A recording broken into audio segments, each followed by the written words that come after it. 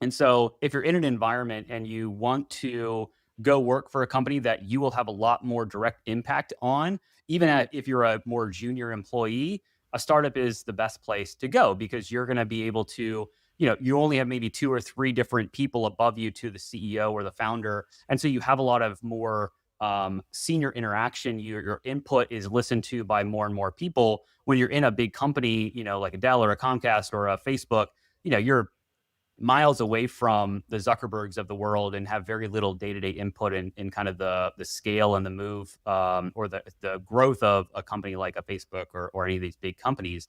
And so if you really want to have an impact, I think a startup is a great opportunity. The other thing is if you go into a startup versus a big company, typically if you're in a big company, you are siloed into your job. So if you're an accountant, you are only working on maybe one product line within, a large organization. If you're a software engineer, you're working on one specific product.